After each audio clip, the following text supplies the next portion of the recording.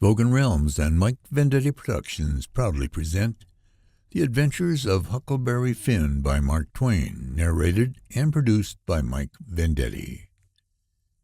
Chapter 1. You don't know about me without you have read a book by the name of The Adventures of Tom Sawyer. But that ain't no matter. That book was made by Mr. Mark Twain, and he told the truth mainly. There was things which he stretched, but mainly he told the truth. That is nothing. I never seen anybody but lied one time or another, without it was Aunt Polly or the widow, or maybe Mary.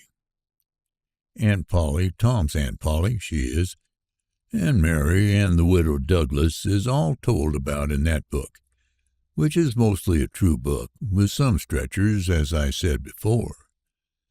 Now, the way that book winds up is this. Tom and me found the money that the robbers hid in the cave, and it made us rich. We got $6,000 apiece, all gold. It was an awful sight of money when it was piled up.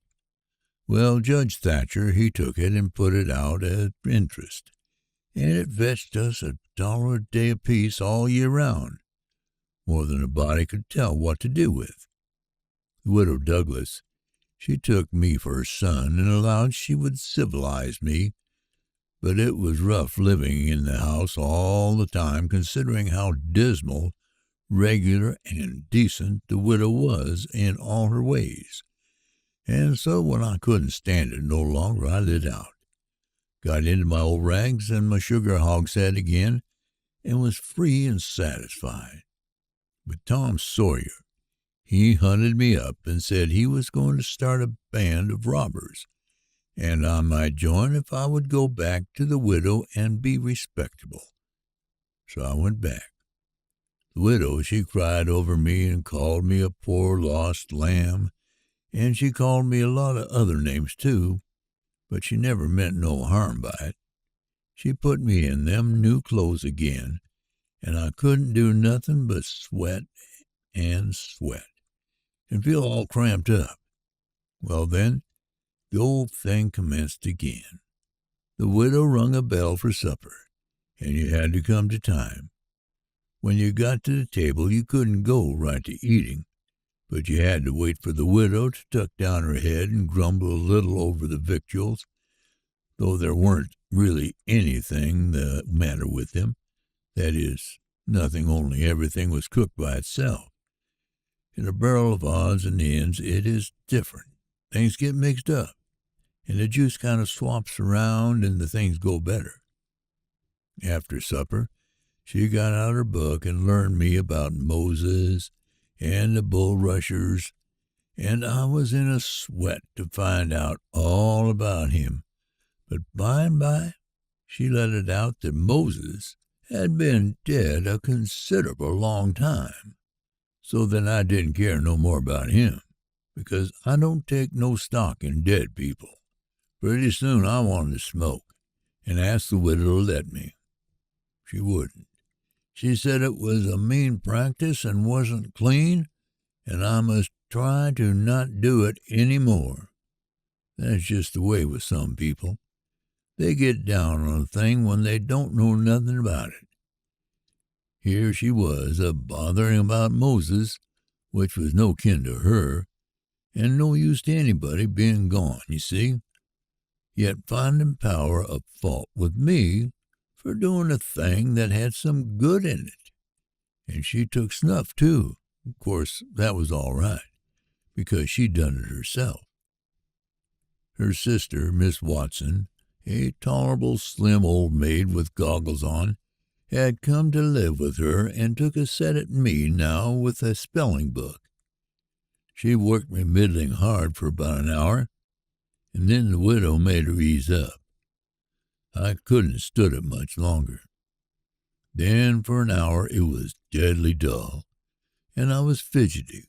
Miss Watson would say, "Don't put your feet up there, Huckleberry, and don't scrunch up like that, Huckleberry. Set up straight."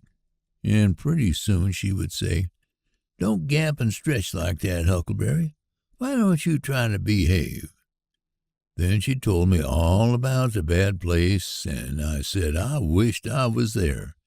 She got mad then, but I didn't mean no harm. All I wanted was to go somewheres. All I wanted was a change. I weren't particular. She said it was wicked to say what I said, and said she wouldn't say it for a whole world. She was going to live so as to go to the good place. Well, I couldn't see no advantage in going where she was going, so I made up my mind I wouldn't try for it. But I never said so, because it would only make trouble, and wouldn't do no good. Now she had got a start, and she went on and told me all about the good place. She said all a body would have to do there was to go around all day long with a harp and sing, forever and ever. So I didn't think much of it, but I never said so. I asked her if she reckoned Tom Sawyer would go there, and she said not by a considerable sight. I was glad about that, because I wanted him and me to be together. Miss Watson, she kept pecking at me, and it got tiresome and lonesome. By and by, they fetched the niggers in and had prayers, and then everybody was off to bed. I went up to my room with a piece of candle and put it on the table. Then I sat down in a chair by the window and tried to think of something cheerful. But it weren't no use. I felt so lonesome I most wished I was dead. Stars were shining, and the leaves rustled in the woods ever so mournful, and I heard an owl way off, hoo-hooing about somebody that was dead, and a whippoorwill and a dog crying about somebody that was going to die. And the wind was trying to whisper something to me, and I couldn't make out what it was, and so it made the cold shivers run over me. Then away out in the woods, I heard that kind of a sound that a ghost makes when it wants to tell about something that's on its mind and can't make itself understand, and so can't rest easy in its grave, and has to go about that way every night grieving. I got so downhearted and scared I did wish I had some company.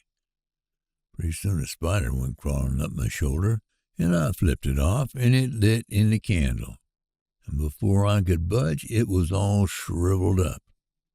I didn't need anybody to tell me that that was an awful bad sign, and would fetch me some bad luck, so I was scared and most shook the clothes off me.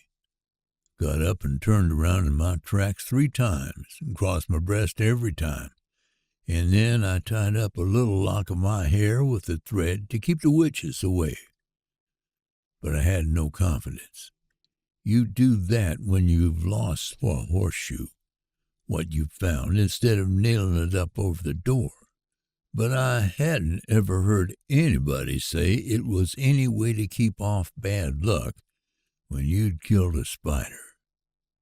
I sat down again, a-shaking all over, and got out my pipe for a smoke, for the house was all as still as death now, and so the widow wouldn't know. Well, after a long time, I heard the clock away off in the town go boom, boom, boom, 12 licks, and all still again, stiller than ever. Pretty soon I heard a twig snap down in the dark amongst the trees. Something was a-stirring. I sat still and listened.